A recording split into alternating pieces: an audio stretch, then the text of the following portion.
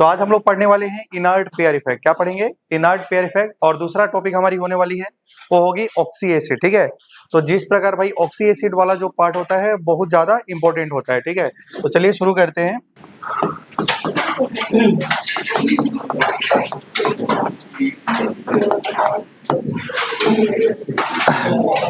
ठीक है, inert pair effect एक बहुत छोटा टॉपिक है और इंपॉर्टेंट भी है, तो ध्यान से सुनेंगे। इनर्ट पेयर इफेक्ट कहाँ लगता है? ठीक है, इनर्ट पेयर इफेक्ट आपका जो लगता है वो लगता है पी ब्लॉक के एलिमेंट में। कहाँ में लगता है? पी ब्लॉक के एलिमेंट में। लेकिन पी ब्लॉक के एलिमेंट में कौन कौन सा ग्रुप में लगता है inert pair effect?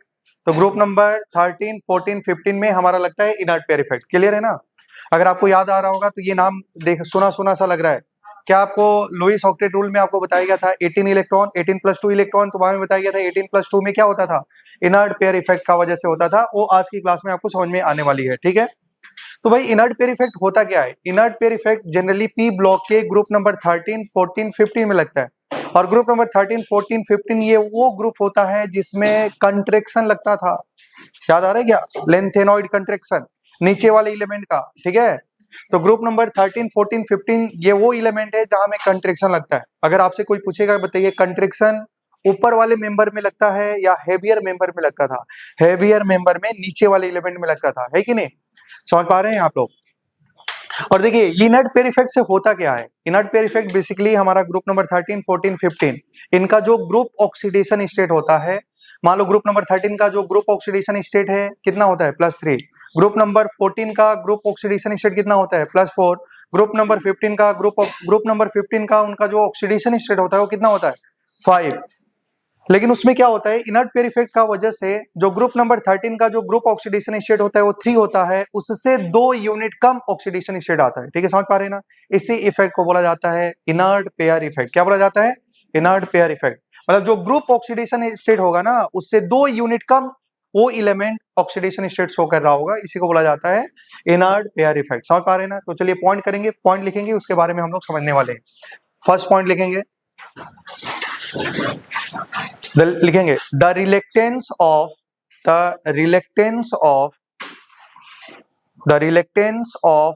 outermost s electron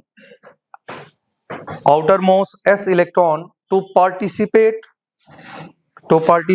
in bond formation is called inert pair effect. Outermost s electron to participate bond formation is called inert pair effect. Clear है ना? आप थोड़ा सा बोर्ड पे ध्यान देंगे, ये क्या है, इसका मतलब क्या है? तो अगर हम बात करें, देखिए ग्रुप नंबर 13, 14, 15 का अगर हम ग्रुप कॉमन इलेक्ट्रॉनिक कन्फिग्रेशन लिखे तो ग्रुप नंबर 13 का इलेक्ट्रॉनिक कन्फिग्रेशन NH2 NP1 होता है। ग्रुप नंबर 13 का NH2 NP2 होता है। ग्रुप नंबर 15 का इलेक्ट्रॉनिक कन्फिग्रेशन NH2 NP3 होता है कि नहीं होता है? तो अगर मैं बात करूं भाई, देखिए ये आउटर, ये जनरल इलेक्ट्रॉनिक कन्फिग्रेशन है। ये ग्रुप नंबर 13 का है, ये ग्रुप नंबर 14 का है, ये ग्रुप नंबर 15 का है। क्लियर है ना? ठीक है, 13 मतलब boron family, carbon family, nitrogen family. Clear है? अगर इनकी हम बात करें भाई, ग्रुप ऑक्सीडेशन स्टेट की बात करें, ग्रुप ऑक्सीडेशन स्टेट का मतलब ये है कि आउटर मोस्ट सेल में कितने इलेक्ट्रॉन है? 3। अगर ये भी इलेक्ट्रॉन लॉस करे, ये भी इलेक्ट्रॉन लॉस करे तो उसका कॉमन ऑक्सीडेशन स्टेट कितना होगा? +3। और इनका अगर ये S वाला भी इलेक्ट्रॉन S का निकले, P का भी निकल जाए, तो अगर 4 इलेक्ट्रॉन निकल सकता है आउटर मोस्ट सेल से, तो उनका ग्रुप ऑक्सीडेशन स्टेट कितना होगा? 4। और यहाँ में बताइए ग्रुप ऑक्सीडेशन स्टेट क्या होगा? +5। तो जो ग्रुप ऑक्सीडेशन स्टेट होता है उसी को बोलते हैं हाईएस्ट ऑक्सीडेशन स्टेट। मतलब ग्रुप नंबर 13 का हाईएस्ट ऑक्सीडेशन स्टेट क्या होगा? +3। और ग्रुप नंबर 14 का हाईएस्ट ऑक्सीडेशन स्टेट 4 और ग्रुप नंबर 15 का हाईएस्ट ऑक्सीडेशन स्टेट 5 होगा। क्या यहाँ तक समझ पा रहे हैं आप लोग? ठीक है, अगर हम बात करते हैं, देखिए बोर्ड पे ध्यान दीजिएगा, क्योंकि बताइए ये जो एलिमेंट है, मतलब जो इनर्ट पेयर इफेक्ट होता है वो किस इनर्ट पेयर इफेक्ट होता है, वो कहाँ में लगता है? क्योंकि जब भी हमारा कंट्रेक्शन होता था ना तो नीचे वाला एलिमेंट में लगता था। समझ पा रहे हैं ना? तो मान लो यहाँ में भी न्यूक्लियस है, यहाँ भी न्यूक्लियस है, यहाँ भी न्यूक्लियस है।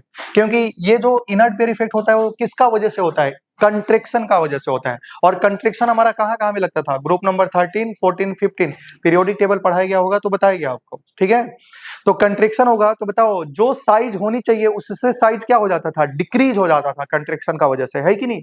तो मान लीजिए यहाँ भी न्यूक्लियस है, यहाँ भी न्यूक्लियस है, यहाँ भी न्यूक्लियस है, तो बताओ क्या ये न्यूक्लियस और इसके आउटर मोस्ट सेल में जो इलेक्ट्रॉन है उसका बीच में अट्रैक्शन होगा कि नहीं होगा?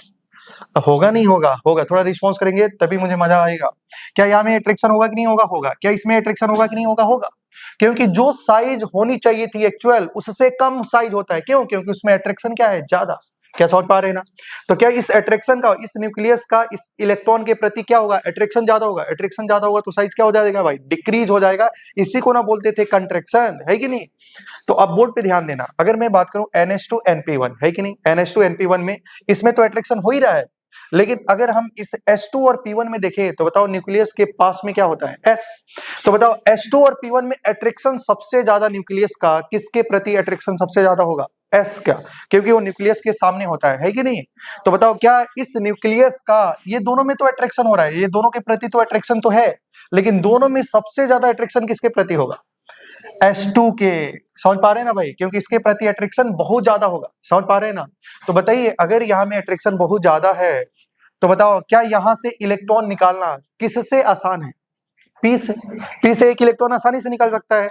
क्या S से इलेक्ट्रॉन निकालना क्या निकल सकता है कि नहीं? निकल सकता है, लेकिन उसके लिए क्या एनर्जी ज्यादा चाहिए, लेकिन उतना एनर्जी अवेलेबल नहीं होता है। इसलिए ध्यान दीजिएगा, ये बताओ कितना इलेक्ट्रॉन निकाल सकता है? 3। समझ पा रहे हैं ना? लेकिन जानते हैं कि न्यूक्लियस और इन दोनों के बीच में अट्रैक्शन होता है।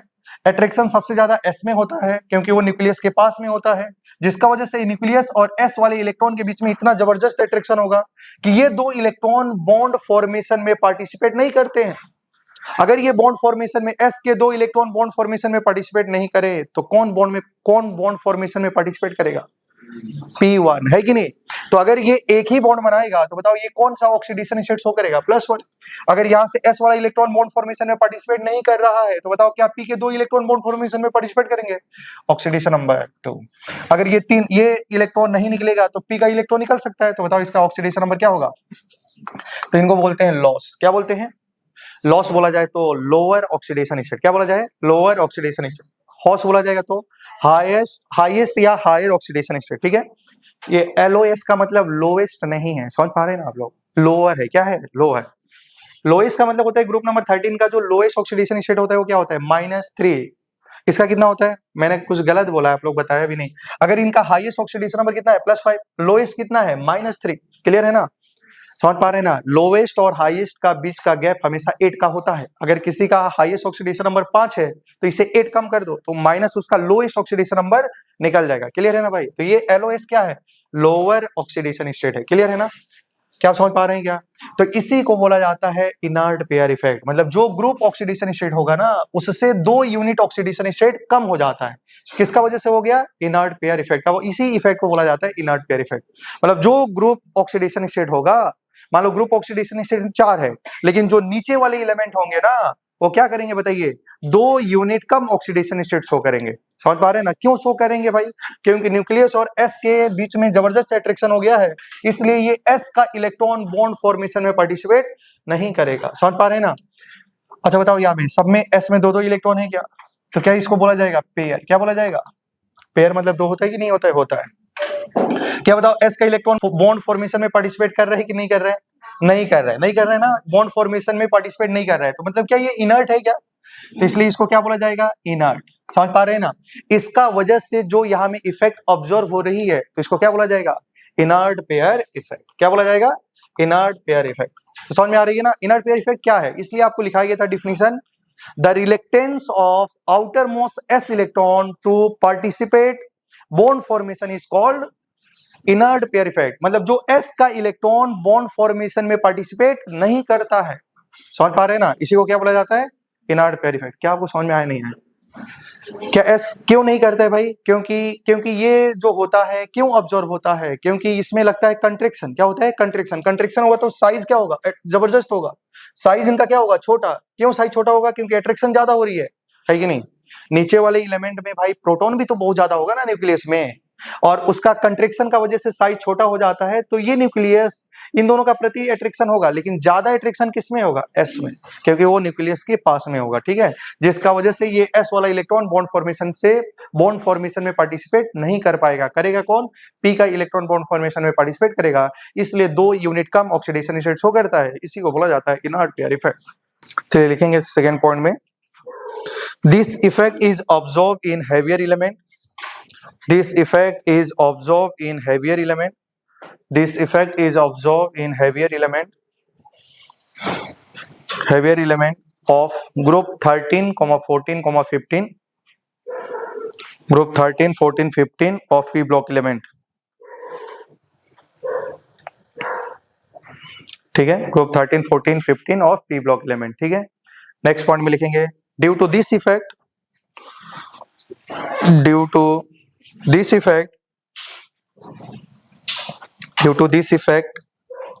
an element prefer oxidation state. The element prefer oxidation state which is 2 unit less than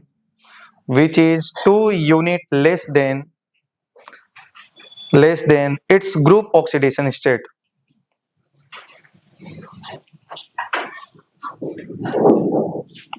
समझ पा रहे हैं? और नेक्स्ट पॉइंट में लिखेंगे this effect is caused due to lengthenoid contraction.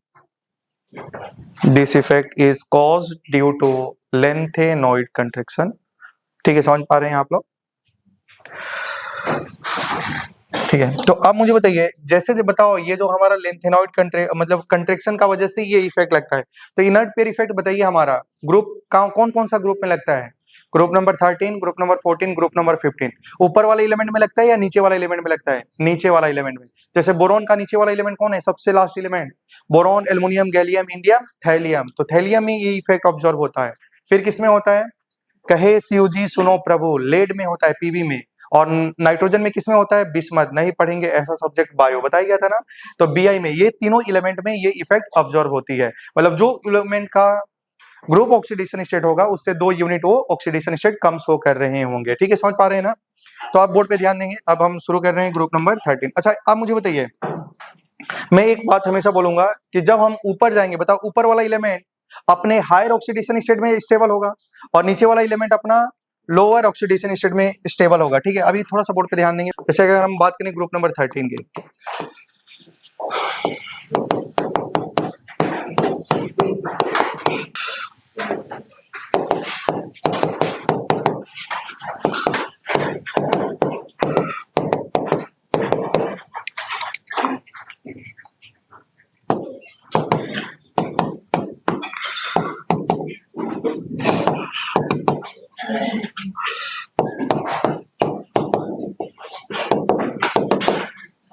ठीक है भाई, थोड़ा सा बोर्ड पे देखेंगे. जैसे कि मान लो ग्रुप नंबर 13 लिखा है. क्या लिखा है? ग्रुप नंबर 13 का इलेक्ट्रॉनिक कॉन्फ़िगरेशन क्या होता है? NH2 NP1. अगर ये तीनों इलेक्ट्रॉन निकाल देते हैं तो उनका ग्रुप ऑक्सीडेशन स्टेट क्या होगा? 3. ग्रुप ऑक्सीडेशन स्टेट बोला जाए या हायर ऑक्सीडेशन स्टेट बोला जाए, बात तो बराबर ही है. क्या आप समझ पा रहे हैं? क्या इसको हॉस बोलो या GOS बोलो, बात बराबर है. LOS का मतलब लोअर ऑक्सीडेशन स्टेट. ठीक है, अगर हम ऊपर से नीचे जा रहे हैं तो बताओ इनका हायर ऑक्सीडेशन स्टेट की स्टेबिलिटी बढ़ रही है या लोअर ऑक्सीडेशन स्टेट की स्टेबिलिटी बढ़ रही है? Lower oxidation. थैलियम हमेशा 2 यूनिट कम ऑक्सीडेशन स्टेट शो करेगा.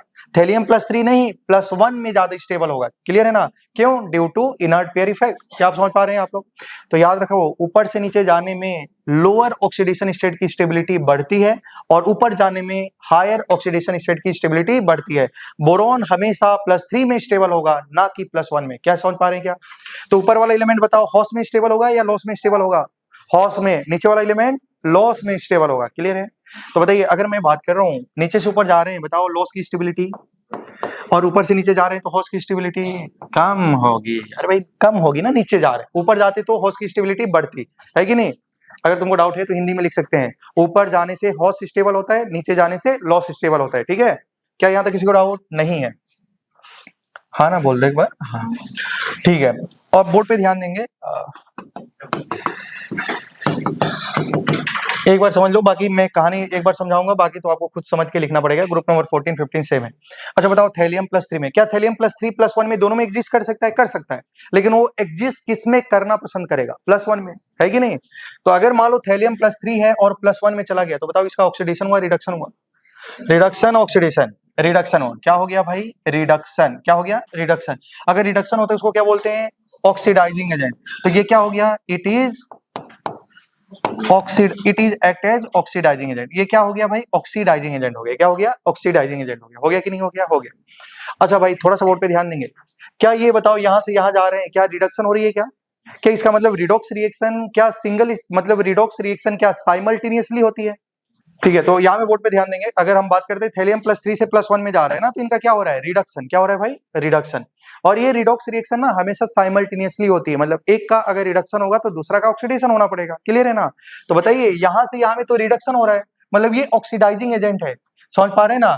तो ये अगर इनका रिडक्शन हो रहा है, थैलियम क्या चाहता है? मेरा रिडक्शन हो, लेकिन क्या उसको उसका रिडक्शन कराने के लिए कोई एलिमेंट होगा जो इसको रिड्यूस करा पाएगा? समझ पा रहे हैं ना? अगर ये ऑक्सीडाइजिंग एजेंट है तो इसके साथ में कोई रिड्यूसिंग एजेंट होना चाहिए। क्लियर है ना? तभी वो हो पाएगा रिड्यूस। समझ पा रहे हैं ना? नहीं तो रिड्यूस नहीं हो पाएगा। जैसे आप लोग को याद होगा, अगर मान लो ये केटाइन है, केटाइन का रिडक्शन हो रहा है तो एनायन का ऑक्सीडेशन होना पड़ेगा। तो अगर जो एनायन है ना भाई, अगर वो strong oxidising agent, sorry strong reducing agent है, क्या है भाई? स्ट्रॉन्ग रिड्यूसिंग एजेंट है, तो क्या करेगा? इस थैलियम+3 को थैलियम+1 में कन्वर्ट कर देगा। समझ पा रहे हैं ना? अगर वीक रिड्यूसिंग जो एनायन है ना, अगर वो वीक रिड्यूसिंग एजेंट होगा तो थैलियम+3 को थैलियम+1 में कन्वर्ट नहीं कर पाएगा। समझ पा रहे हैं क्या आप लोग? तो अभी ध्यान देना कि अगर थैलियम+3, थैलियम जो होगा उसका दोनों ऑक्सीडेशन स्टेट होगा +3 +1, लेकिन ज्यादा स्टेबल किसमें है? +1 में। लेकिन थैलियम+3 से +1 जा रहा है तो यहां से यहां में रिडक्शन हो रही है, और जिनका रिडक्शन होता है उसको क्या बोलते हैं? Oxidising agent. समझ पा रहे हैं ना? तो अगर थैलियम+3 में इसका रिडक्शन हो रहा है तो इसका रिडक्शन कराने के लिए कोई एनायन होगा जो इसका रिडक्शन कराएगा। समझ पा रहे हैं ना? अगर इस एनायन का रिड्यूस कराने का पावर ज्यादा है तभी करा पाएगा। अगर ये वीक रिड्यूसिंग एजेंट है तो समझ लेना कि ये इनका रिडक्शन नहीं करा पाएगा। समझ पा रहे हैं? जैसे अगर आपको याद होगा, हम लोग पढ़ रहे थे अमोनियम सॉल्ट में, तो यहाँ अमोनियम था, यहाँ में कोई एनायन था, है कि नहीं? तो यहाँ में दो कंडीशन पढ़ रहे थे, weak oxidising agent, weak sorry non oxidising agent, और एक ऑक्सीडाइजिंग एजेंट। क्लियर है ना? तो नॉन ऑक्सीडाइजिंग एजेंट क्या करता था? यहाँ में नाइट्रोजन का ऑक्सीडेशन नंबर -3 है तो उसको कुछ भी नहीं करेगा। -3 है तो -3 अमोनिया बनता था। अगर स्ट्रॉन्ग था तो कहानी कुछ अलग बनती थी। क्लियर है ना भाई? वही कहानी यहाँ में भी है। अगर थैलियम+3 में है, अगर वो रिड्यूस होना चाहता है तभी हो पाएगा। जो एनायन होगा ना वो स्ट्रॉन्ग रिड्यूसिंग एजेंट होना पड़ेगा। अगर स्ट्रॉन्ग रिड्यूसिंग एजेंट है तो आराम से क्या करेगा? +3 से +1 में कन्वर्ट कर देगा। अगर वीक है तो क्या करेगा? +3 से +1 में कन्वर्ट नहीं कर पाएगा। क्लियर है ना? क्या आप लोग समझ पा रहे होंगे? ठीक है, तो फिर हम बात करेंगे ग्रुप नंबर 14। अच्छा आप मुझे बताइए, हम लोग जनरली जो इनर्ट पेयर इफेक्ट होगा वो किस में होगा?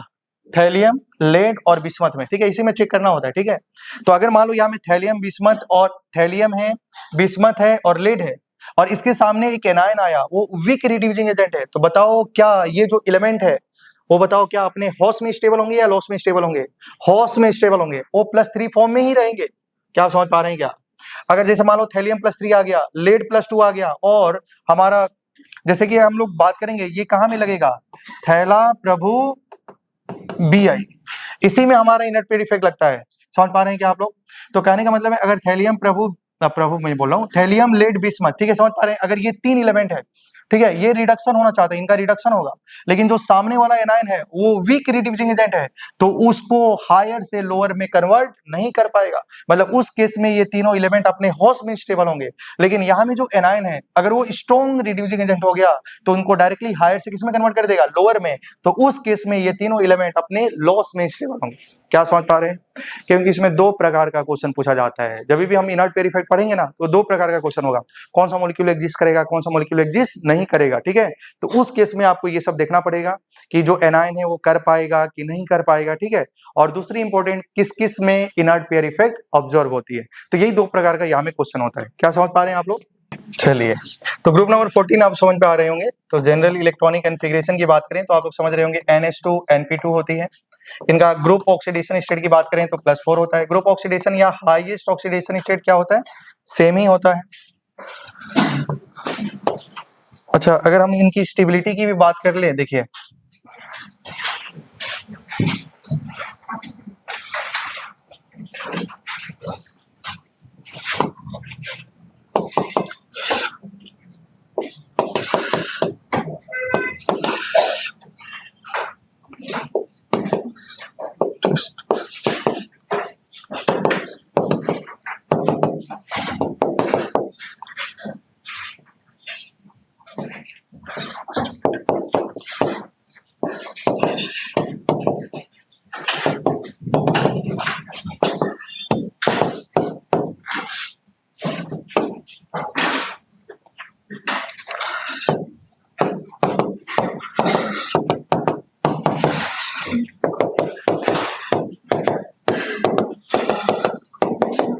ठीक है, बोर्ड पे ध्यान देंगे। अगर हम बात कर रहे हैं +3 ऑक्सीडेशन स्टेट की स्टेबिलिटी की बात कर रहे हैं, तो बताओ +3 में कौन ज्यादा स्टेबल है? बोरॉन +3 में ज्यादा स्टेबल है या थैलियम +3 में ज्यादा स्टेबल है? क्या ऊपर जाने से स्टेबिलिटी बढ़ती नहीं बढ़ती है? बढ़ती है। क्या नीचे आती है तो स्टेबिलिटी क्या हो जाती है? +1 की कम हो जाती है, क्योंकि नीचे में लॉस स्टेबल होता है, ऊपर में हॉस स्टेबल होता है। क्लियर है ना? अगर मैं आपसे सबसे पहले क्वेश्चन क्या क्या पूछा जा सकता है, बोरॉन +3 थैलियम +3 में कौन ज्यादा स्टेबल है? जल्दी से बताओ कौन ज्यादा स्टेबल है? बोरॉन +3 ज्यादा स्टेबल है। दूसरा क्वेश्चन, बोरॉन +1 थैलियम +1 में कौन ज्यादा स्टेबल है? थैलियम +1 ज्यादा स्टेबल है। अच्छा, फिर तीसरा क्वेश्चन ये पूछा जाएगा, बोरॉन +3 बोरॉन +1 में कौन ज्यादा स्टेबल है? बोरॉन +3, क्योंकि ऊपर वाला एलिमेंट हॉस में स्टेबल होता है, ना कि लॉस में स्टेबल होता है। क्लियर है ना? उसी प्रकार थैलियम +3 थैलियम +1 में कौन ज्यादा स्टेबल है? थैलियम +1, क्योंकि नीचे वाला एलिमेंट किस में स्टेबल होता है? लॉस में। समझ में आया? आया नहीं आया? ठीक है, तो चलिए कहे शिव जी।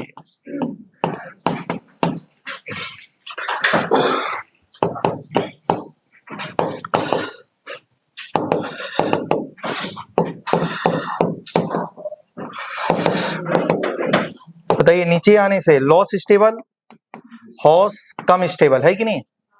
ठीक है, अगर हम बात करें +3 स्टेबिलिटी की बात करेंगे, +3 सॉरी, या इनका कॉमन ऑक्सीडेशन स्टेट कितना है भाई? +4। तो +4 की स्टेबिलिटी का ऑर्डर और +1 की स्टेबिलिटी का ऑर्डर, मुझे लग रहा है कि आप लोगों को समझ में आ रही है। रिस्पॉन्स नहीं करने का मतलब मुझे लगता है समझ में आ रहा है, रिस्पॉन्स करते हैं तो डाउट लगती है मुझे। ठीक है, तो आइए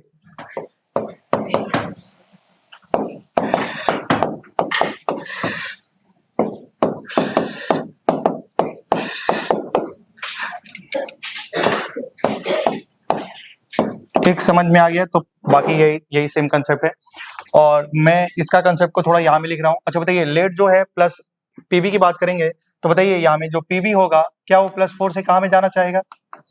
+2 में। +4 से +2 में जाएगा, मतलब इनका रिडक्शन होता है, तो क्या हो जाएगा? इट इज, क्या हो जाएगा बताओ? हाँ, ये क्या हो जाएगा? Strong oxidising agent. अच्छा, ये ऑक्सीडाइजिंग एजेंट है, तो बताओ इनको रिड्यूस करने के लिए कोई रिड्यूसिंग एजेंट होना पड़ेगा। तो अगर हमारा यहाँ में क्या हो गया? स्ट्रॉन्ग रिड्यूसिंग एजेंट हो गया, तो इसको रिड्यूस कर देगा, +4 से कहाँ में लेके जाएगा? +2 में। तो ऐसा लिखना पड़ेगा, इट एक्ट, स्ट्रॉन्ग नहीं, it act as an oxidising agent. अच्छा, ये किसका है? ये कार्बन फैमिली का है ना?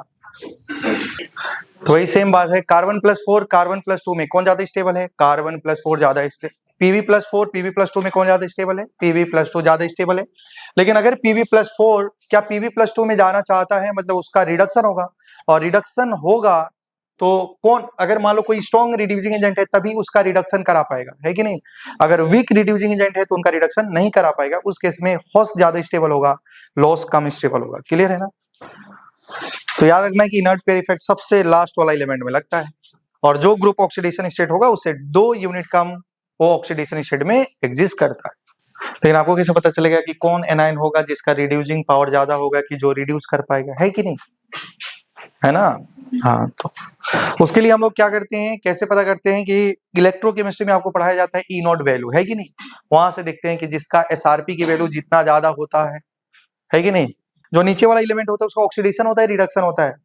Oxidation, reduction. रिडक्शन सबसे नीचे में कौन होता है? F2। क्या होता था? F2। ऊपर में, सबसे ऊपर में Li, है कि नहीं? इलेक्ट्रोकेमिकल से लिखे बाबा काका ने मांगी, है कि नहीं? फिर आपको चापा मेटल, हेलोजन को रिवर्स ऑर्डर में लिखना है। हाँ, चलिए, तो ग्रुप नंबर 13 14 हो गया। अब ग्रुप नंबर हम बात करेंगे 15 की, जिसको हम लोग नाइट्रोजन फैमिली बोलते हैं, और इनका जनरल इलेक्ट्रॉनिक कॉन्फ़िगरेशन आप लोग बताइए क्या होता है? NH2NP3। अच्छा बताइए, इनका ग्रुप ऑक्सीडेशन स्टेट क्या होगा? कितना होगा भाई? +5। तो जो ग्रुप ऑक्सीडेशन स्टेट होता है वही उसका हाईएस्ट ऑक्सीडेशन स्टेट होता है। एलिमेंट कौन कौन से होते हैं बताइए? Nitrogen, phosphorus, arsenic, antimony, bismuth. Clear है ना? अब बताइए, यहाँ में अगर हम बात करें ऊपर से नीचे जा रहे हैं तो हॉस की स्टेबिलिटी देखेंगे एक बार, लॉस की स्टेबिलिटी देखेंगे। तो बताइए ऊपर से नीचे आ गए, ठीक है? तो बताओ नीचे वाला एलिमेंट कौन, किस में ज्यादा स्टेबल होता है? लॉस में, तो उसकी स्टेबिलिटी बढ़ेगी। और ऊपर वाला एलिमेंट की हॉस की स्टेबिलिटी क्या होगी? ऊपर से नीचे जाएंगे तो हॉस की स्टेबिलिटी कम, लॉस की स्टेबिलिटी ज्यादा। ऊपर वाला एलिमेंट हॉस में स्टेबल, नीचे वाला एलिमेंट लॉस में स्टेबल। क्लियर है ना? अब बोर्ड पे ध्यान देंगे, अगर हम बात करते हैं स्टेबिलिटी की, तो चलिए +5 की स्टेबिलिटी, +5 ऑक्सीडेशन स्टेट की स्टेबिलिटी देखना है एक बार, +3 ऑक्सीडेशन स्टेट की स्टेबिलिटी देखना है। क्लियर है? Nitrogen, phosphorus, arsenic, antimony, bismuth.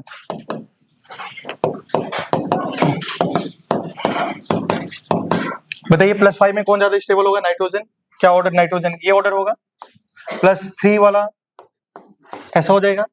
इसका मतलब नाइट्रोजन +5, नाइट्रोजन +3 में नाइट्रोजन +5 ज्यादा स्टेबल है। नाइट्रोजन, अच्छा बताइए बिस्मथ +5, बिस्मथ +3 में कौन ज्यादा स्टेबल है? बिस्मथ +3। इसका मतलब ये है कि बिस्मथ का 2 ऑक्सीडेशन स्टेट हो सकता है, +5 और +3।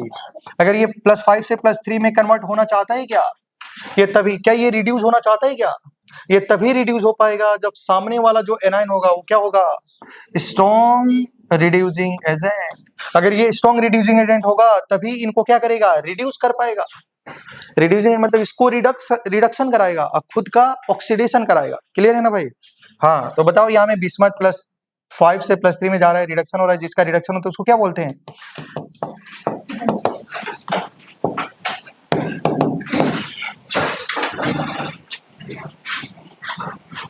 समझ में आया क्या?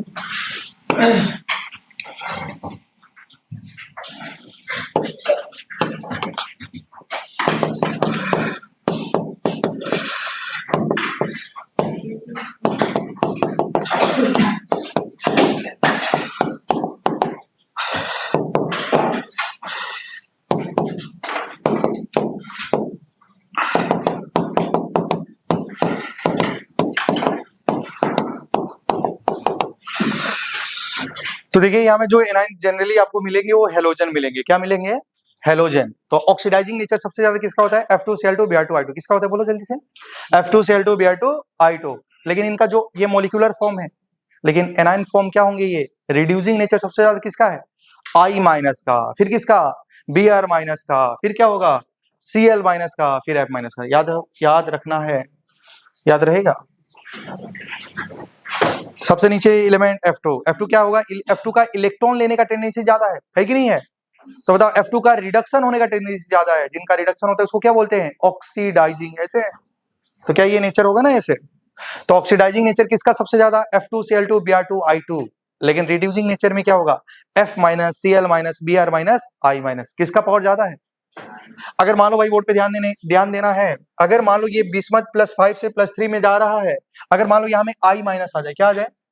क्या I- मालूम है ना? I- का जो रिड्यूसिंग नेचर होता है वो स्ट्रॉन्ग होता है। स्ट्रॉन्ग रिड्यूसिंग एजेंट कौन है? I-। अगर ये I- यहाँ में आएगा तो बताओ क्या बिस्मथ +5 को +3 में कन्वर्ट करेगा कि नहीं करेगा? अगर F- आएगा तो क्या वो वीक रिड्यूसिंग एजेंट है? तो क्या वो +5 से +3 में कन्वर्ट कर पाएगा? नहीं। तो क्या उस केस में हायर ऑक्सीडेशन स्टेट स्टेबल होगा। लेकिन अगर यहाँ में I- आ जाए तो कौन ज्यादा स्टेबल होगा?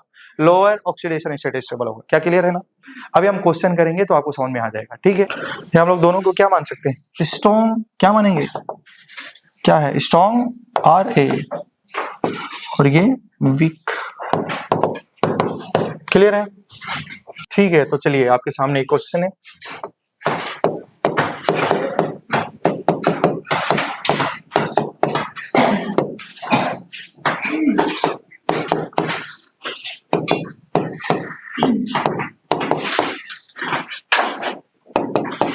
Which of the following लिखिए, which of the following compound does not exist? Which of the following compound does not exist?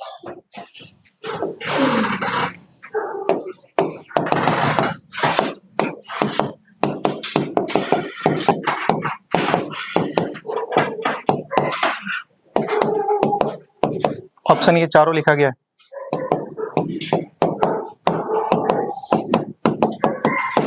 Which of the following compound does not exist? इसका मतलब सबसे पहले बोर्ड पे ध्यान देना है, कौन सा कंपाउंड एग्जिस्ट नहीं करेगा। ये क्वेश्चन है ना, सबसे पहले लेट में देखेंगे। क्या ये सब +4 में है? अरे भाई बोलिए, +4 में है क्या? मतलब कौन सा कंपाउंड +4 में एग्जिस्ट नहीं करेगा, है कि नहीं? तो अगर ध्यान देना, कौन सा कंपाउंड +4 में एग्जिस्ट नहीं करेगा, मतलब कौन? अगर मान लो कोई कंपाउंड +4 से डायरेक्टली अगर +2 में चला जाएगा तो उस केस में वो +4 में कंपाउंड एग्जिस्ट नहीं करेगा। समझ पा रहे हैं ना? तो आप ध्यान से सुनना। अगर मान लो कोई Pb+4 है और इसके सामने कोई क्या आ जाए? स्ट्रॉन्ग क्या आ जाए? रिड्यूसिंग एजेंट आ जाए। क्लियर है ना? अगर मान लो यहाँ में सब में Pb+4 है ना, तो जो एनायन है उसको देखना है। अगर जो एनायन कोई एनायन स्ट्रॉन्ग रिड्यूसिंग एजेंट है, अगर वो स्ट्रॉन्ग रिड्यूसिंग एजेंट है तो क्या ये +4 को डायरेक्टली किस में कन्वर्ट करेगा, +2 में। तो उस केस में क्या ये कंपाउंड +4 में स्टेबल होगा या +2 में ज्यादा स्टेबल होगा, +2 में स्टेबल होगा ना। अब ध्यान देना, क्या यहाँ में F माइनस है, क्या यहाँ में Cl माइनस है, क्या यहाँ में Br माइनस है, यहाँ में I माइनस है कि नहीं। तो बताइए अगर ये I माइनस है, क्या है, I माइनस है, तो अगर ये I माइनस है तो I माइनस क्या स्ट्रॉन्ग रिड्यूसिंग एजेंट है।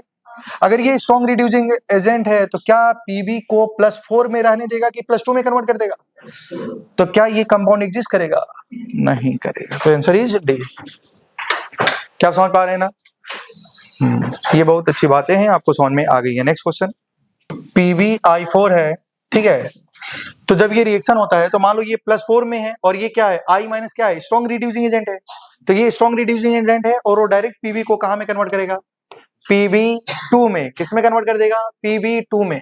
मतलब यहाँ में Pb कितना ऑक्सीडेशन स्टेट में आ गया, +2, क्लियर है ना। और साथ ही में I का यहाँ में ऑक्सीडेशन नंबर कितना था, -1। तो अगर इस I माइनस इसको रिड्यूस कर रहा है तो खुद को क्या करना पड़ेगा, ऑक्सीडाइज। इसलिए I माइनस ऑक्सीडाइज किसमें हो जाता है, I2, क्लियर है ना। तो ये एक रिडॉक्स रिएक्शन होती है, समझ पा रहे हैं आप लोग, ठीक है। तो आपको बस ये समझना है कि कौन सा कंपाउंड एग्जिस्ट नहीं करेगा। बाकी ये सब यहाँ में जो एनाइन है वो क्या है भाई, वीक रिड्यूसिंग एजेंट है, समझ पा रहे हैं ना। तो अगर वो +4 है तो +4 में ही रहने देगा, ठीक है। Next question, which of the following compound can exist, which of the following compound can exist. अच्छा, which of the following compound can exist मतलब क्या, ये बताओ जो बिस्मथ है क्या सब +5 में है। अरे भाई बोलिए, सब +5 में है। क्या ये कौन सा कंपाउंड एग्जिस्ट करेगा, इसका मतलब ये है कि क्या ये +5 में ही रहना चाहता है कि +3 में कन्वर्ट होना चाहता है, +5 में। मतलब कंपाउंड को एग्जिस्ट होना चाहिए, है कि नहीं। और एग्जिस्ट तो तभी रहेगा ना, तभी करेगा जब अगर वो 5 में है तो 5 में ही रहे। तो अगर उसके सामने जो एनाइन है अगर वो वीक हो जाए, क्या हो जाए, वीक हो जाए, तो क्या वो बताओ क्या उसको +5 को +5 में ही रहने देगा। तो वीक रिड्यूसिंग एजेंट कौन है, F माइनस। तो बताओ क्या ये कंपाउंड एग्जिस्ट करेगा। बाकी ये सब क्या है भाई, स्ट्रॉन्ग है, तो क्या इसको +5 में रहने देंगे, क्या नहीं। क्या +5 से डायरेक्टली किस में कन्वर्ट करेंगे, +3 में। तो याद रखना है कि बिस्मथ का एक ही हेलाइड एग्जिस्ट करता है, पेंटा हेलाइड, जो कि क्या है, BiF5। बिस्मथ का एक ही पेंटा हेलाइड एग्जिस्ट करता है, मतलब BiCl5 एग्जिस्ट नहीं करता, BiBr5 एग्जिस्ट नहीं करता, BiI5 एग्जिस्ट नहीं करता। एग्जिस्ट कौन करता है, BiF5 ही एग्जिस्ट करता है। क्या आप समझ पा रहे हैं क्या। तो नोट डाल के एक लिखो पॉइंट, लिखेंगे the only pentahalide of bismuth that exist is, only pentahalide of bismuth, only pentahalide of bismuth that exists is BiF5. Next question,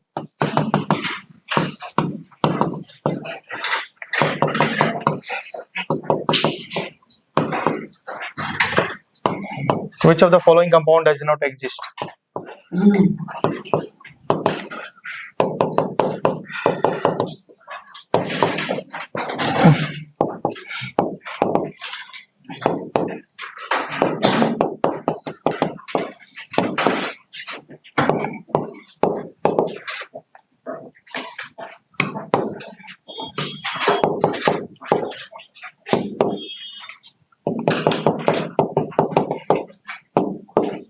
ठीक है, तो यहाँ में कौन सा कंपाउंड एग्जिस्ट नहीं करेगा, बोरॉन 3 आयोडाइड, एल्युमिनियम 3 आयोडाइड ऐसा लिखा गया है। थैलियम, बोरॉन, एल्युमिनियम, गैलियम और यहाँ में थैलियम है, सॉरी थैलियम 3 आयोडाइड। कौन कंपाउंड एग्जिस्ट नहीं करेगा, इसका मतलब बताओ। यहाँ में बोरॉन 3 आयोडाइड मतलब यही लिखा है Bi3, समझ पा रहे हैं ना आपको। यहाँ में क्या लिखा है Al-I3 और यहाँ में क्या लिखा है Ga-I3 और यहाँ में क्या लिखा है Tl-I3।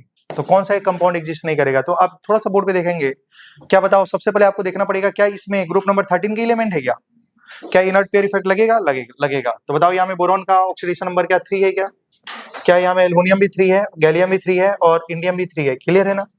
लेकिन क्या सब में जो हमारा रिड्यूसिंग एजेंट है, बताइए रिड्यूसिंग एजेंट कैसा है, स्ट्रॉन्ग है या वीक है। तो अगर ये स्ट्रॉन्ग रिड्यूसिंग एजेंट है, क्या बोरॉन ऊपर वाला एलिमेंट है क्या, तो क्या वो हॉस में स्टेबल करेगा, लॉस में स्टेबल होगा, हॉस में, क्लियर है ना। तो आप बोर्ड पे ध्यान देना, क्या थैलियम जो नीचे वाला एलिमेंट है क्या वो +3 है? क्या ये +3 से +1 में जाना चाहता है? लेकिन जाना चाहता है, उसके साथ में क्या है I- क्या है स्ट्रॉन्ग रिड्यूसिंग एजेंट, क्लियर है ना। तो क्या करेगा डायरेक्टली +3 को किस में कन्वर्ट कर देगा +1 में। लेकिन इसमें ये सब कन्वर्ट नहीं हो पाएंगे क्योंकि ऊपर वाला एलिमेंट फॉस स्टेबल होता है, ठीक है, समझ पा रहे हैं ना। तो आप मुझे बताइए कौन एग्जिस्ट नहीं करेगा, क्योंकि ये कंपाउंड एग्जिस्ट नहीं करेगा। एग्जिस्ट क्या करेगा भाई, देखो TlI थैलियम आयोडाइड +1 है कि नहीं है? चलिए नेक्स्ट एक और क्वेश्चन करते हैं, फिर हम लोग पढ़ेंगे ऑक्सी एसिड के बारे में। लिखेंगे विच of the following compound is most stable, which of the following compound is most stable towards disproportionation, which of the following compound is most stable towards disproportionation in +3 oxidation state,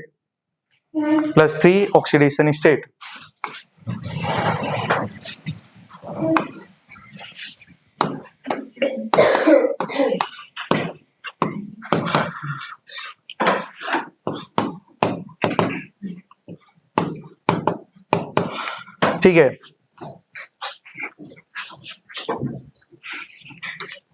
देखिए ये NCERT का question है, इसका language में देखिए क्या लिखा है, विच of the following compound is most stable towards disproportionation in +3 oxidation state. आपको लग रहा होगा कि कौन +3 में ज्यादा स्टेबल होगा, यही लग रहा है ना। इसका दो मीनिंग है, कौन +3 में ज्यादा स्टेबल है और दूसरा कौन +3 में ज्यादा अनस्टेबल है, क्लियर है ना। कौन +3 में ज्यादा क्या है अनस्टेबल है या कौन +3 में स्टेबल नहीं है, क्लियर है ना। देखो ये क्वेश्चन का दो मीनिंग है, कौन +3 में स्टेबल है, कौन +3 में स्टेबल नहीं है, क्लियर है ना। तो आप क्या समझ रहे हैं, क्या कौन सा दोनों में से क्या लग रहा है आपको इंग्लिश पढ़ के क्या लग रहा है, कौन +3 में स्टेबल है। तो जो आपको लग रहा है वो बिल्कुल गलत है, कौन +3 में स्टेबल नहीं है, इसका ये मीनिंग है, समझ पा रहे हैं ना। इसका ये मतलब है कि कौन +3 स्टेट में, जिनका +3 ऑक्सीडेशन स्टेट ज्यादा स्टेबल होगा तो वो डिस्प्रोपोर्शनेट नहीं कर पाएगा, समझ पा रहे हैं ना। तो कौन +3 ज्यादा स्टेबल है, Bi+3, तो इनका ये ज्यादा स्टेबल होगा तो इनका डिस्प्रोपोर्शनेशन नहीं हो पाएगा, इसका ये मतलब है। अब इंग्लिश से ज्यादा मीनिंग मत लगाइए, केमिस्ट्री है ये, ठीक है। तो ये आप समझेंगे कि +3 में तो ये स्टेबल बोल रहा है, तो कौन +3 में, ठीक है, कौन डिस्प्रोपोर्शनेशन के रिस्पेक्ट में +3 में ज्यादा स्टेबल होगा, तो आंसर इज Bi+3, समझ पा रहे हैं ना। कौन डिस्प्रोपोर्शनेशन के रिस्पेक्ट में +3 में स्टेबल है, अगर ये स्टेबल है तो बताओ क्या इनका डिस्प्रोपोर्शनेशन हो पाएगा कि नहीं हो पाएगा, नहीं हो पाएगा। बाकी सब एलिमेंट का क्या होगा डिस्प्रोपोर्शनेशन हो सकता है, क्लियर है ना। तो ये क्वेश्चन बहुत इंपॉर्टेंट है, स्टार बना लीजिए। बहुत सारे स्टूडेंट को लैंग्वेज ही समझ में नहीं आता है तो दिक्कत आ सकती है। चलिए यहाँ तक किसी को डाउट नहीं है तो हमारा ये टॉपिक खत्म हो जाता है। अब आइए जो टॉपिक पढ़ रहे हैं बहुत जबरदस्त है, बहुत इंपॉर्टेंट है, आइए बोर्ड पे ध्यान दीजिएगा। और जो अभी पढ़ाई जा रही है ना भाई, वो बहुत पी ब्लॉक की मैक्सिमम रिएक्शन हम लोग यहाँ में कवर करेंगे और ये बहुत ही इंपॉर्टेंट है, जिसका नाम है हमारा, सबसे पहले आपको बताया गया था ना कि ये सब टॉपिक पढ़ाई जाएंगे, आपको मालूम होना भी चाहिए। सबसे पहले हमारा बैक बॉन्डिंग खत्म हो गया कि नहीं हो गया, हो गया। क्या इनर्ट पेयर इफेक्ट भी खत्म हो गया ना। अब क्या शुरू करेंगे, ऑक्सी एसिड, क्या शुरू करेंगे, ऑक्सी एसिड। तो चलिए यहाँ में हमारा ऑक्सी एसिड शुरू हो रही है।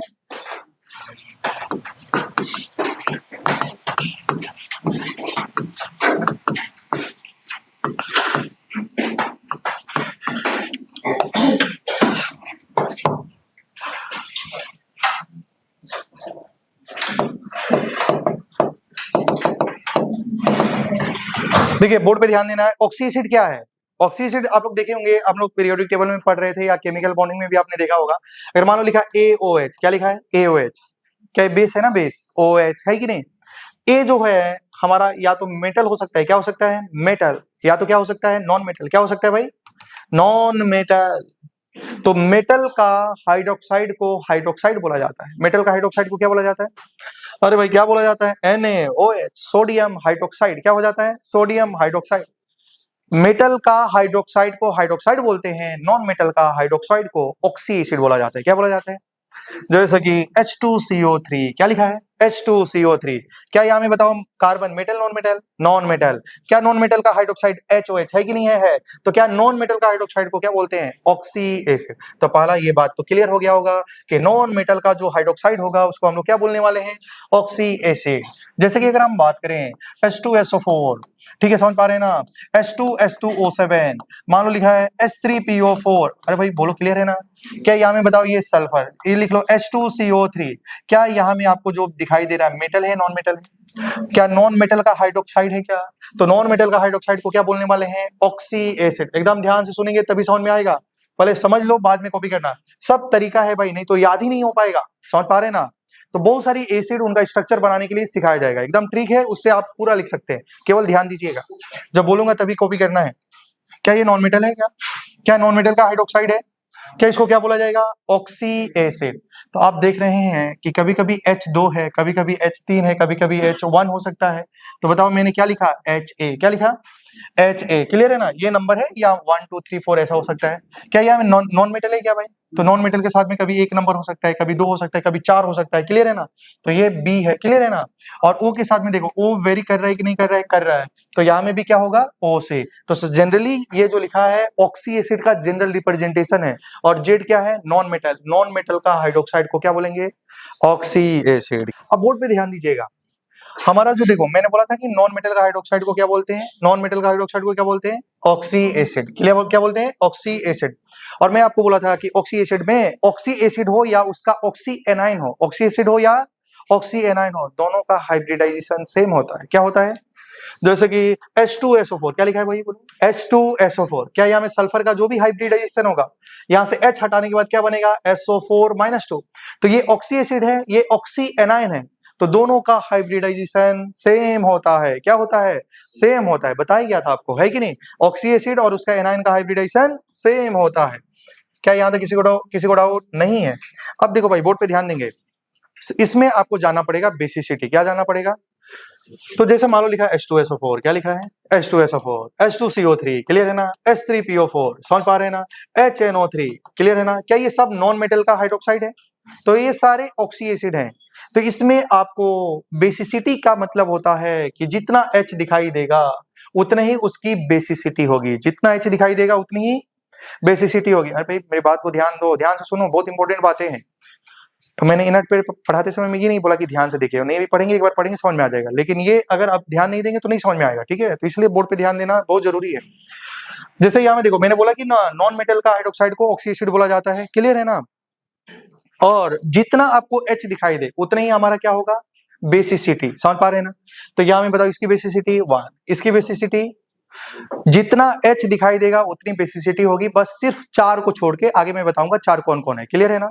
अभी देखो जितना आपको H दिखाई देगा उतनी हमारी क्या होगी? बेसिसिटी होगी। अगर मान लो लिखा है H, मान लो ऐसे लिखा है H4P2O7 ऐसा लिखा है, तो बताओ इसकी बेसिसिटी कितनी हो जाएगी? 4। क्लियर है ना भाई? मतलब जितना H दिखाई देगा उतनी ही उसकी क्या होने वाली है? बेसिसिटी होने वाली है। क्या यहाँ तक किसी को डाउट नहीं है? ठीक है, अब बोर्ड पे ध्यान देना, जितनी बेसिसिटी होगी ना, मान लो बेसिसिटी 2 है, क्या है? 2 है, मतलब वो 2 H प्लस निकलेगा, है ना? लेकिन वो H प्लस किसके साथ में जुड़ा होगा? OH के साथ में। किसके साथ में? अरे भाई कौन H निकलता है? जो मोर इलेक्ट्रोनेगेटिव एलिमेंट के साथ में जुड़ा होता है कि नहीं? अगर मान लो इसकी बेसिसिटी कितनी है? H3PO4 का बेसिसिटी कितनी है? 3। तो ध्यान से सुनो, 3 जो होगा, मतलब इनका जब स्ट्रक्चर बनाते हैं तो 3 OH एक साथ में होगा। समझ पा रहे हैं ना? यही H निकलता है। क्लियर है? तो अगर बेसिसिटी 3 है तो 3 OH होगा, बेसिसिटी 2 है तो 2 OH होगा, बेसिसिटी 1 है तो 1 OH 100% होगा ही होगा। क्लियर है ना? क्या यहाँ तक किसी को डाउट नहीं है? अब देखिए, अब यहाँ तक आपको समझ में आ चुका है कि जितनी हाइड्रोजन होती है उतनी बेसिसिटी होती है, और उसके बाद जितना बेसिसिटी होगा उतना OH तो होगा ही होगा। क्लियर है ना भाई? केवल 4 एसिड को छोड़ के मैं बताऊंगा कौन कौन एसिड है। H2PO2, H2PO3, H3PO3, H4P2O5, इसको 4 को छोड़ के बाकी जितने H दिखाई देंगे उतनी बेसिसिटी होती है। समझ में आया नहीं आया? किस किस को छोड़ के भाई? H3PO2, क्या होगा? H3PO2 दिखाई हाइड्रोजन कितना दे रहा है? बेसिसिटी होती कितनी है? 1। कितनी होती है? H3PO3 क्या होती है? H3PO3, क्लियर है ना? H3BO3 क्या होता है? H3BO3, H4P2O5, क्या समझ पा रहे हैं ना? तो ये सब को छोड़ के, समझ पा रहे हैं ना, जितना H दिखाई देगा उतनी हमारी क्या हो जाएगी? बेसिसिटी। ठीक है, ये 4 को छोड़ के बाकी जितना H दिखाई देगा उतनी उसकी क्या होगी, बेसिसिटी, और जितना बेसिसिटी होगा उतना क्या होगा, OH। क्या होगा, अरे भाई बोलो क्या होगा, OH। ठीक है, अब बोर्ड पे ध्यान देना है। देखो जो नॉन मेटल होता है ना, नॉन मेटल का हाइड्रोक्साइड को हम लोग ऑक्सी एसिड बोलते हैं। तो यहाँ में ध्यान देना, जो ऑक्सी एसिड हमको पढ़ना है फास्फोरस सल्फर का पढ़ना है। आज की क्लास में टारगेट होगी फास्फोरस के बारे में पढ़ना। किसके बारे में पढ़ना भाई, फास्फोरस। किसके बारे में पढ़ना, फास्फोरस का ऑक्सी एसिड।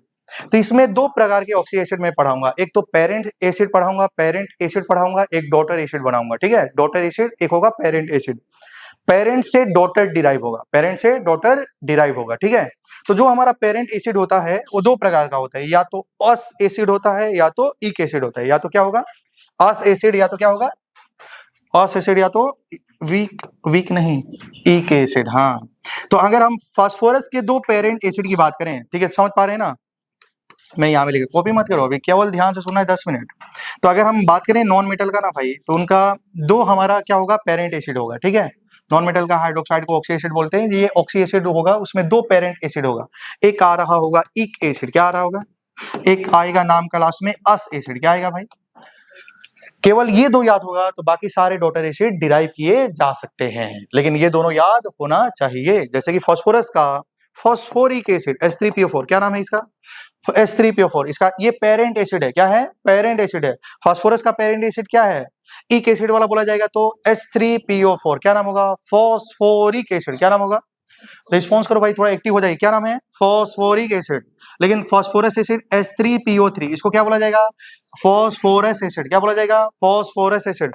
सल्फर का अगर हम पेरेंट एसिड की बात करेंगे तो सल्फर के 2 पेरेंट एसिड होते हैं, एक इक एसिड, दूसरा क्या होता है, जोर से बोलो, इक एसिड, दूसरा क्या होता है, अस। इक में क्या होगा, H2SO4, क्या होगा भाई, H2SO4। ये क्या होगा, H2SO3। तो इसको बोलते हैं सल्फ्यूरिक एसिड, इसको क्या बोलते हैं, सल्फ्यूरस एसिड। बोलो क्लियर है ना।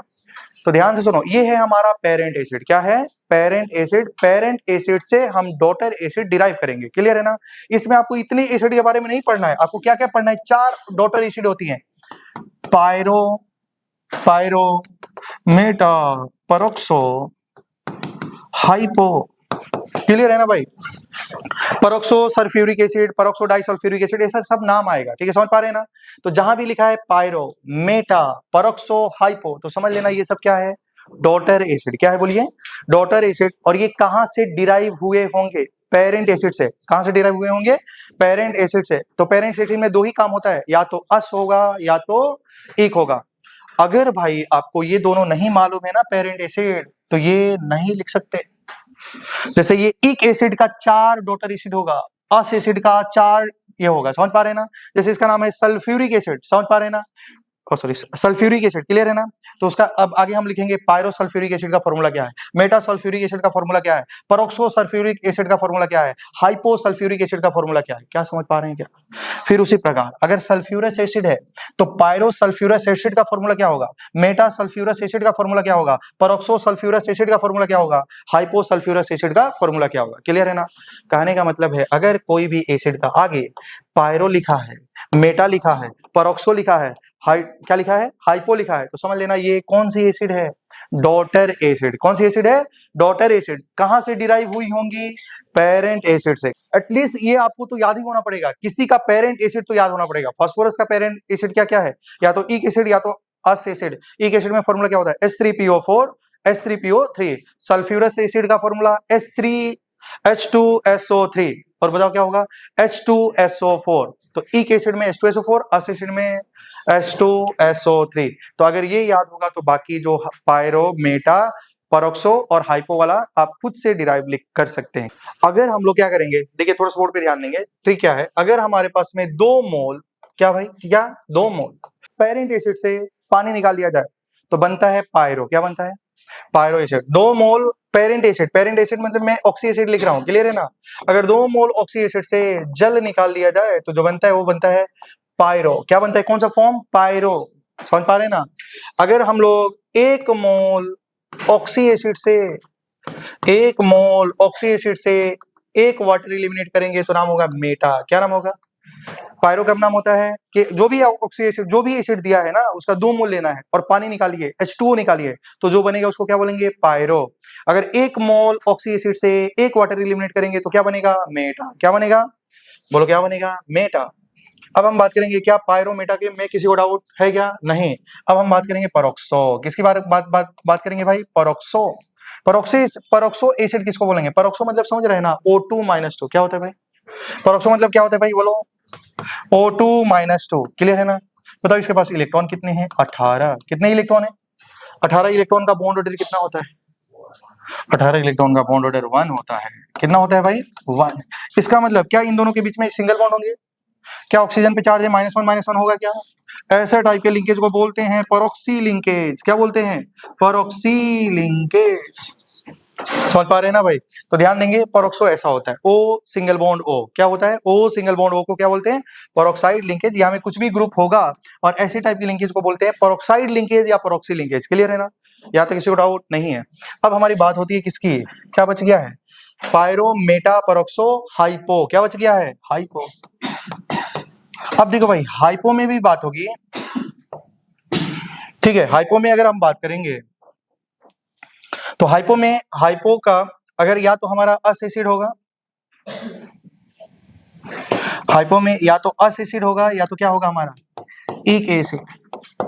तो इसका हाइपो फॉर्म बनाना है, ठीक है। समझ पा रहे हैं ना? ये परऑक्सो हो गया। अब हम बात करेंगे हाइपो की, ठीक है। तो अगर हमारे पास में अस एसिड है, क्या है?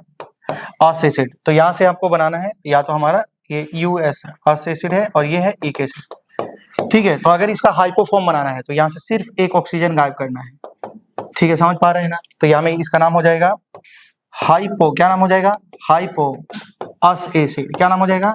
हाइपो अस एसिड। और यहाँ में क्या नाम हो जाएगा? हाइपोइक एसिड।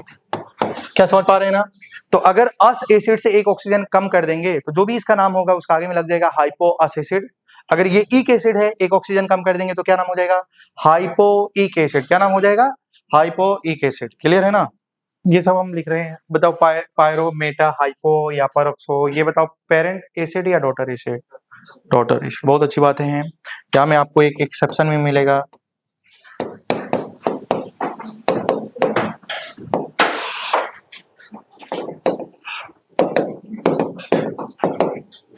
हाइपोफॉस्फोरिक एसिड लिखा है, इसमें एक्सेप्शन मिलेगा, बाकी सब जगह ये सही रहेगा एक्सेप्ट हाइपोफॉस्फोरिक एसिड, ठीक है।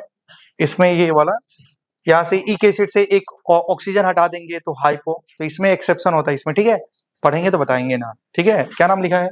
Hypophosphoric acid, except hypophosphoric acid. Clear है? सबसे पहले पेरेंट एसिड तो याद ही रखना पड़ेगा। पेरेंट एसिड क्या होता है? इक एसिड अस एसिड, ठीक है।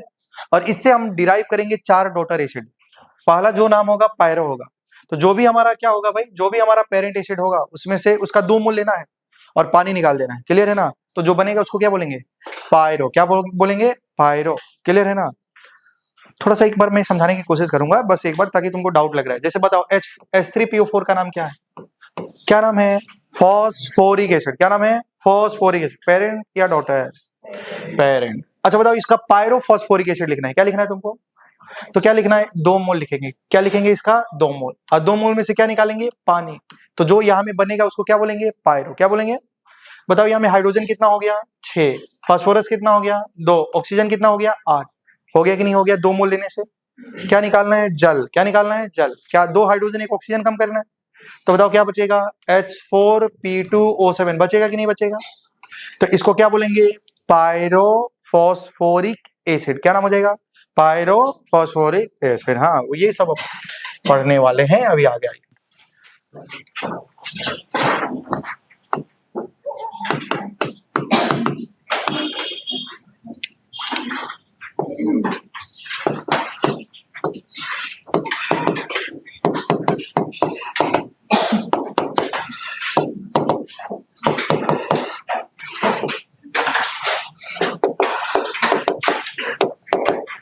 बताओ ग्रुप नंबर 15 का मैक्सिमम ऑक्सीडेशन स्टेट क्या? 16 का क्या लास्ट डिजिट बोल रहे हैं क्या आप लोग? हाँ सही बोल रहे हैं, 6 होता है। इसका क्या होता है? +7। और इसका अगर हम बात करें मिनिमम ऑक्सीडेशन स्टेट, तो क्या मैं मैक्सिमम और मिनिमम का डिफरेंस 8 का होता है? तो अगर ये मैक्सिमम है तो 8 कम कर दो, 5 माइनस 8 कितना होता है? ये कितना होगा? ये कितना होगा? क्लियर है ना? लेकिन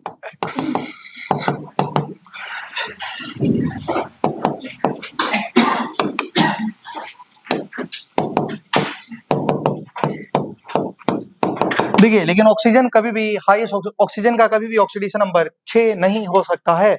ऑक्सीजन का हमेशा ऑक्सीडेशन स्टेट या तो -2 होगा या तो +2 होगा। समझ पा रहे हैं ना? मतलब पॉजिटिव 2 होगा या तो नेगेटिव 2 होगा। जनरली बहुत सारे कंपाउंड में आपने ऑक्सीजन का ऑक्सीडेशन नंबर -2 देखा है, जैसे कि पानी, है कि नहीं? लेकिन अगर हम बात करते हैं +2 कब आता है? OF2 में। कहाँ में आता है? क्योंकि ऑक्सीजन से भी जुड़ा हुआ जो ग्रुप है फ्लोरीन, वो ज्यादा इलेक्ट्रोनेगेटिव है, तो ऑक्सीजन पे आएगा +2। क्लियर है ना? O2F2 में ऑक्सीजन का +1 आ जाता है, तो ऑक्सीजन का रेंज -2 से +2 के बीच में होता है। क्लियर है ना? अच्छा बताओ, क्या सारे हेलोजन का ऑक्सीडेशन स्टेट पॉजिटिव आ सकता है, लेकिन फ्लोरीन का ऑक्सीडेशन स्टेट कभी भी पॉजिटिव नहीं आ सकता, क्योंकि दुनिया में सबसे ज्यादा इलेक्ट्रोनेगेटिव एलिमेंट कौन है? फ्लोरीन। तो फ्लोरीन का यहाँ में हम लिख सकते हैं एक्सेप्ट फ्लोरीन। क्लियर है ना भाई? क्योंकि फ्लोरीन का सिर्फ और सिर्फ 2 ही ऑक्सीडेशन स्टेट होता है, एक तो -1, दूसरा अगर फ्लोरीन कोई कंपाउंड बना रहा है तो उसमें उसका जनरली ऑक्सीडेशन नंबर -1 होगा, लेकिन 0 कब होगा? F2 में। किसमें होगा भाई? F2, क्योंकि सेम कंपाउंड के साथ में जुड़ा होगा। अगर बॉन्डेड फॉर्म में होगा तो उसका ऑक्सीडेशन स्टेट क्या होगा? 0। क्या यहां तक समझ पा रहे हैं क्या आप?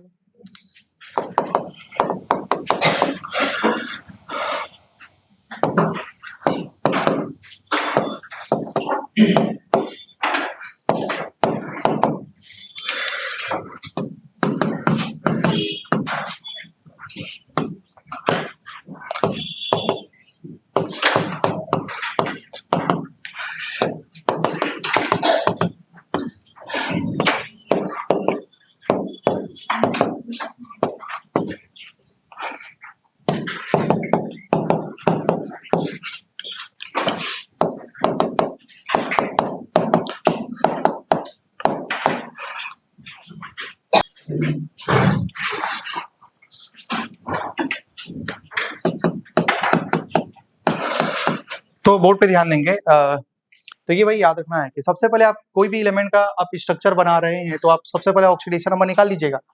अगर ऑक्सीडेशन नंबर निकालने के बाद अगर रेंज में आ रहा है तो कोई दिक्कत नहीं है। जैसे नाइट्रोजन फैमिली का आप किसी का आपने ऑक्सीडेशन स्टेट निकाला और मान लो +3 और -5 के बीच में आ रहा है, -3 +5 के बीच में आ रहा है, तो कोई दिक्कत नहीं है, क्योंकि उनका हाईएस्ट ऑक्सीडेशन और मिनिमम इसी के बीच में आना चाहिए। अगर ग्रुप नंबर 16 की बात करते हैं तो इनका ऑक्सीडेशन नंबर -2 और 6 के बीच में आना चाहिए, आ रहा है तो कोई दिक्कत नहीं है।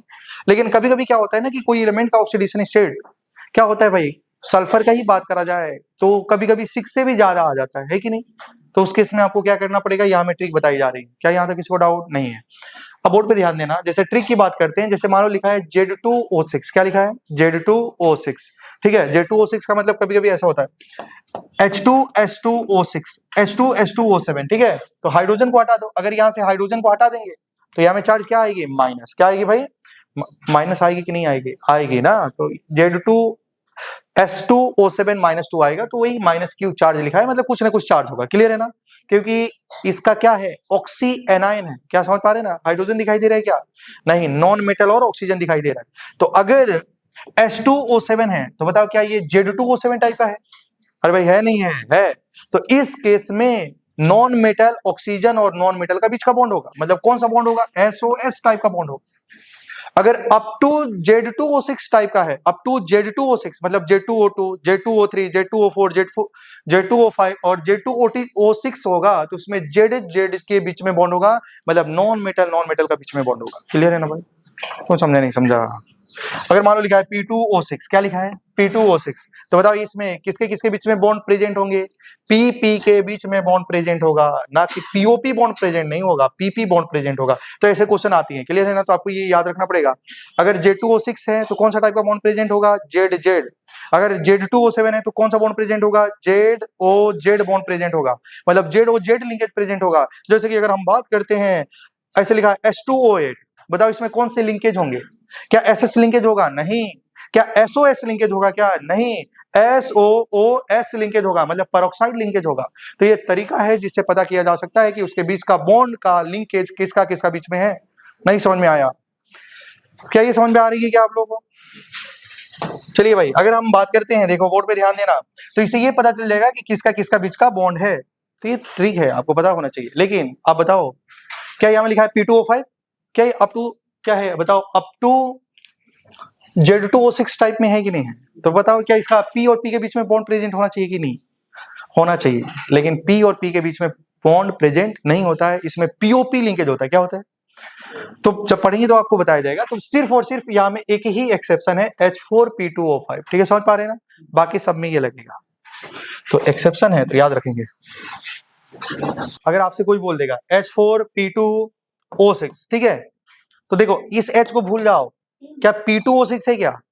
तो अगर अप टू Z2O6 टाइप का है कि नहीं है, तो इसके बीच में जो बॉन्ड प्रेजेंट होंगे, P और P के बीच में बॉन्ड प्रेजेंट होगा, मतलब नॉन मेटल का बीच का बॉन्ड प्रेजेंट है। लेकिन अगर मान लो लिखा है H2S2O7, जिसका नाम है ओलियम, बताओ इसमें नॉन मेटल का बीच का बॉन्ड प्रेजेंट है या एब्सेंट है? तो आप बोलेंगे 27। क्या है? 27। तो बताओ यहाँ में क्या होगा? SOS। क्या नॉन मेटल डायरेक्टली जुड़ा है क्या? नहीं। तो यहाँ में जो लिंकेज प्रेजेंट है वो कौन सा लिंकेज है? SOS लिंकेज प्रेजेंट है। ठीक है, अब हम बात करेंगे, बोर्ड पे ध्यान देंगे। अब हमारा शुरू हो रहा है, ये तो कहानी हो गई, यहाँ तक किसी को डाउट नहीं है ना? अब यहाँ से हम लोग शुरू करेंगे ऑक्सी एसिड ऑफ फास्फोरस। क्या शुरू करने वाले हैं? Oxy acid of phosphorus. Phosphorus के ऑक्सी एसिड के बारे में पढ़ेंगे। अब बोर्ड पे ध्यान दीजिएगा, अब यहाँ से शुरू हो रहा है। अभी तक जितना भी पढ़ाया गया वो क्या है? तरीका है लिखने का। ठीक है, समझ पा रहे हैं? तो याद रखेंगे, जब भी हम फास्फोरस की ऑक्सी एसिड की बात करेंगे तो आपको दो बातें याद रखना चाहिए कि जब भी फास्फोरस के ऑक्सी एसिड की बात किया जाए तो इनके स्ट्रक्चर में एक P डबल बॉन्ड होगा ही होगा। समझ पा रहे हैं ना? इनका जब भी स्ट्रक्चर बनाना है तो एक P डबल बॉन्ड होगा ही होगा, और एक POH बॉन्ड होगा। क्या होगा? एक POH बॉन्ड होगा और एक PO बॉन्ड होगा। क्या मेरी बात समझ में आई? मतलब कोई भी फास्फोरस का ऑक्सी एसिड हो जाए उसमें 100% एक P डबल बॉन्ड O होगा और एक POH बॉन्ड होगा। क्या यहाँ तक क्लियर है ना? कोई भी स्ट्रक्चर देखो, H4P2O5 लिखा है, क्या यहाँ में बोर्ड पे ध्यान देना, क्या इसमें एक P डबल बॉन्ड O होगा कि नहीं होगा? होगा, एटलीस्ट एक तो होगा ही होगा, और यहाँ में एक POH बॉन्ड होगा ही होगा। तो ये दो बातें हैं जो आपको याद रखनी है, याद भी हो गई होंगी। ठीक है, अब बोर्ड पे ध्यान देना है। जैसे कि अगर हम पहले बात करते हैं, सबसे पहले नाम है फॉस्फोरिक एसिड, है कि नहीं है? फास्फोरिक एसिड फॉर्मूला बताइए, H3PO4। Parent acid, daughter acid, parent acid. क्या पेरेंट एसिड याद होना ही चाहिए? अगर ये याद नहीं है तो मुश्किल हो सकती है फिर।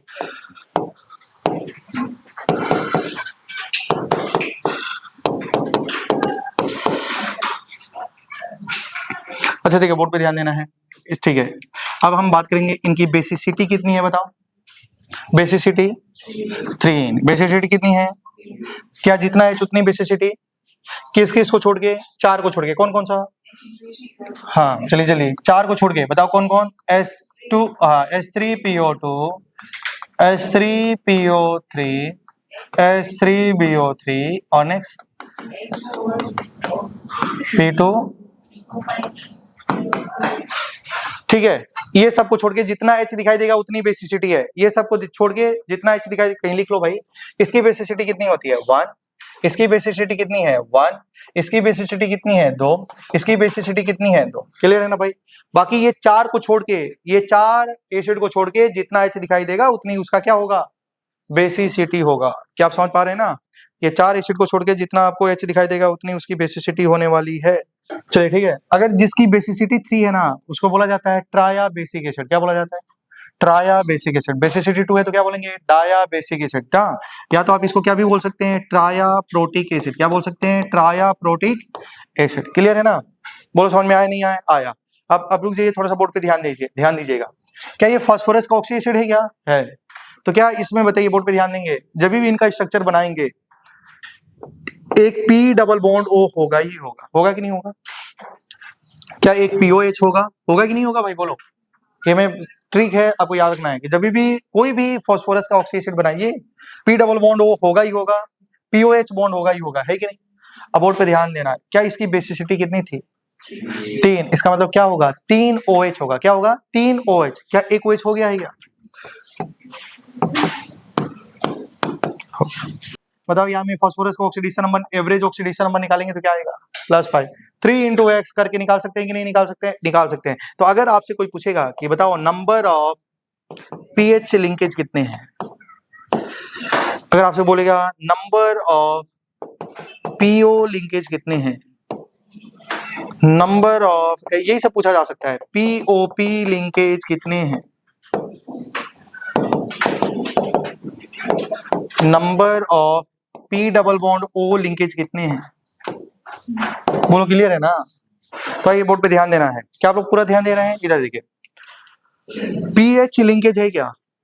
पीएच लिंकेज है क्या? नहीं। पी और एच डायरेक्टली जुड़ा है क्या? नहीं। तो पीएच लिंकेज कितनी है? 0। पीओ लिंकेज कितने हैं? 3 या 4।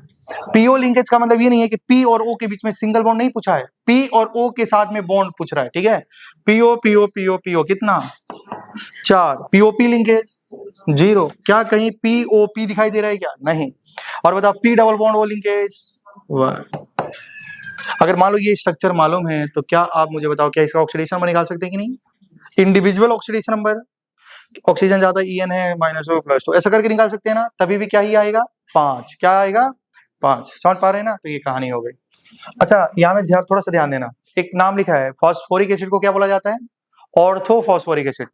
तो देखो, पेरेंट एसिड का आगे में ऑर्थो लग सकता है, वो पेरेंट एसिड का आगे में ऑर्थो लगेगा जिस पेरेंट एसिड का मेटाफॉर्म एग्जिस्ट करता है, जिस पेरेंट फॉर्म का मेटाफॉर्म एग्जिस्ट करता है। समझ पा रहे हैं ना?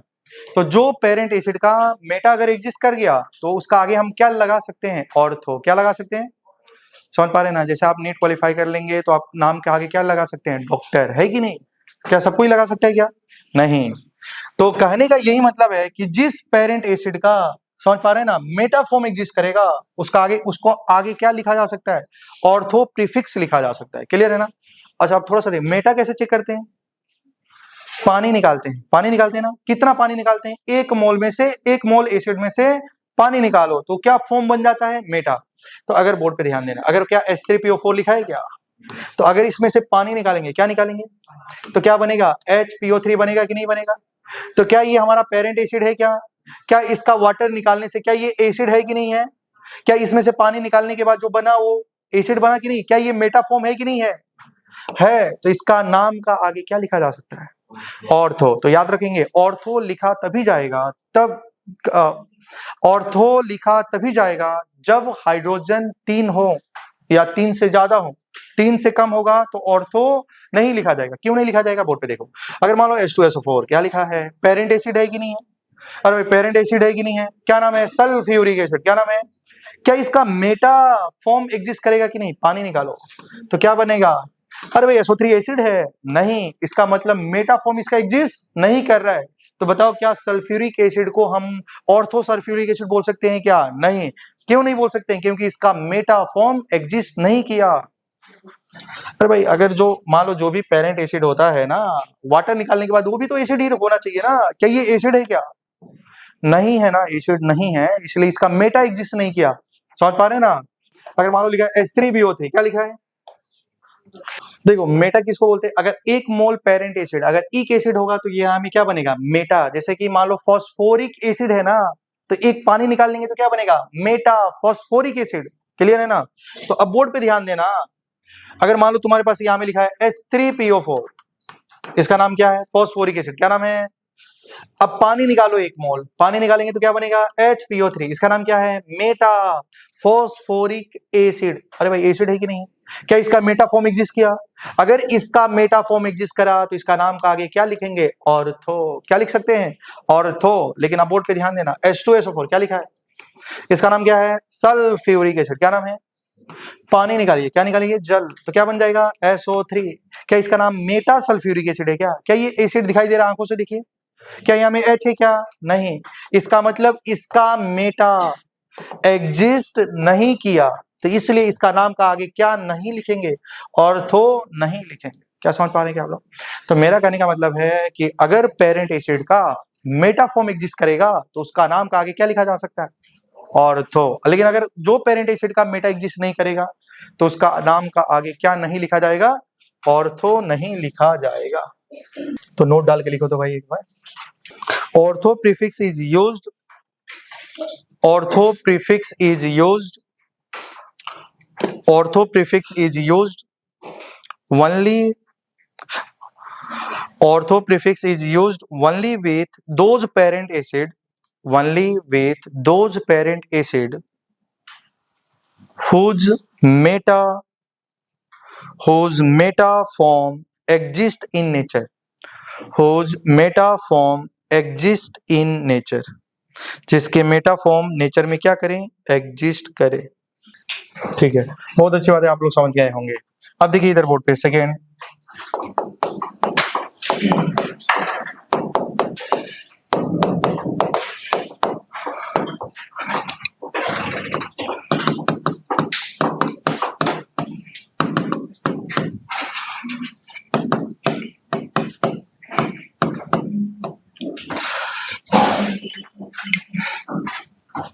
देखिए बोर्ड पे ध्यान देंगे, क्या आप बात कर रहे हैं पायरो सल्फ्यूरिक एसिड का, किसका बात कर रहे हैं, किसका भाई, पायरो सल्फ्यूरिक एसिड। क्या समझ पा रहे हैं आप लोग? बोर्ड पे देखो, बोर्ड पे पायरो सल्फ्यूरिक एसिड में बोला था ना, पायरो लिखा है तो बताओ पेरेंट या डॉटर, पेरेंट या डॉटर, डॉटर। क्या ये इक एसिड है क्या? तो क्या इसका पेरेंट एसिड क्या फोस्फोरिक एसिड होगा? क्या फोस्फोरिक एसिड से 2 मोल लिखेंगे, पानी निकालेंगे तो क्या बनेगा, पायरो। तो क्या ये फोस्फोरिक एसिड है? क्या इसका 2 मोल लेना है? तो जब 2 से मल्टीप्लाई करेंगे तो हाइड्रोजन कितना होगा, 6, फास्फोरस कितना होगा, 2, ऑक्सीजन कितना होगा, 8, पानी कितना निकालना है, 1। क्या 2 हाइड्रोजन 1 ऑक्सीजन कम करना है? हाइड्रोजन कितना था, 6, 2 कम करेंगे तो क्या होगा, 4। फास्फोरस तो सेम रहेगा, ऑक्सीजन 8 है, 1 वाटर में ऑक्सीजन चला जाएगा तो बोलो क्या होगा। तो बताओ H4P2O7 क्या नाम हो गया इसका, पायरोफॉस्फोरिक एसिड। क्या हो गया भाई, पायरोफॉस्फोरिक एसिड। समझ में आया नहीं आया? अब बोर्ड पे ध्यान देना, इसका स्ट्रक्चर बनाना है। क्या बताओ ये Z2O7 टाइप का है क्या? अरे भाई रुक जाओ, स्ट्रक्चर जानना है। बताओ Z2O7 टाइप का है क्या? Z2O7 क्या जेड जेड के बीच में बॉन्ड होगा या ZOZ होगा? ZOZ होगा, बिल्कुल सही है। बोर्ड पे देखिए इधर, क्या POP बॉन्ड लिंकेज होगा कि नहीं होगा? मैंने आपको क्या बोला, बताओ इसकी बेसिसिटी कितनी है? बेसिसिटी 4। बेसिसिटी कितनी है? इसका मतलब बताओ कितने OH होंगे? अरे भाई जितना बेसिसिटी उतना ही तो OH होता है ना, कितना OH होगा? और फास्फोरस का जब भी ऑक्सी एसिड बनाना है तो क्या एटलीस्ट एक PO लिंकेज होगा ही होगा, P से एक डायरेक्टली O तो जुड़ा ही होगा। बोलो क्लियर है क्या? समझे नहीं समझे? क्या इसमें एक OH होगा कि नहीं होगा? क्या मैंने बोला ना, एक फास्फोरस से P डबल बॉन्ड वो जुड़ा ही होगा और एक POH लिंकेज होगा। बोलो क्लियर है? बेसिसिटी कितनी थी, OH कितना होगा, 4। क्या 2 OH लग गया है क्या? कितने OH बचे? क्या 2 को सिमेट्रिकल डिवाइड करेंगे तो बोलो क्या होगा, OH OH। बोलो क्लियर है क्या? अच्छा, लेकिन अगर आप थोड़ा सा ध्यान देंगे, अगर आपसे कोई बोलेगा number of POP linkage, number of PP linkage, ऐसे कहानी पूछ देगा भाई ना। चलो बताओ POP लिंकेज कितने हैं, PP linkage, P double bond O linkage, ऐसे PO लिंकेज, ऐसा पूछेगा, लिख सकते हैं कि नहीं लिख सकते हैं? अच्छा, एक्चुअली ये बना कैसे होगा, देखो, क्या ये फास्फोरिक एसिड का 2 मोल लिखा हो गया, 2 मोल लिखा गया होगा, हाँ ना बोलो यार। चलिए इधर देखिए, क्या फास्फोरिक एसिड का फॉर्मूला क्या है, P डबल बॉन्ड O होता ही नहीं होता है। क्या फास्फोरिक एसिड में कितने H, फास्फोरिक एसिड में कितने बेसिसिटी, 3, कितने OH, जोर से बोलो कितने OH, 3, कितने OH, 3। क्या एक बार और फास्फोरिक एसिड लिखा जाएगा? क्या इसके पास कितने OH? क्या यहां से 1 मोल पानी निकला होगा? क्या स्ट्रक्चर यही बना? लेकिन क्या तुम डायरेक्टली स्ट्रक्चर बना सकता है क्या? अगर P2O7 टाइप का मालूम है तो POP लिंकेज होगा कि नहीं होगा? बताओ यहाँ में फास्फोरस का ऑक्सीडेशन नंबर कितना है? निकाल सकते हैं कि वो भी निकालना पड़ेगा, +5। मतलब जो एवरेज ऑक्सीडेशन नंबर है और इंडिविजुअल ऑक्सीडेशन नंबर है वो बराबर ही है।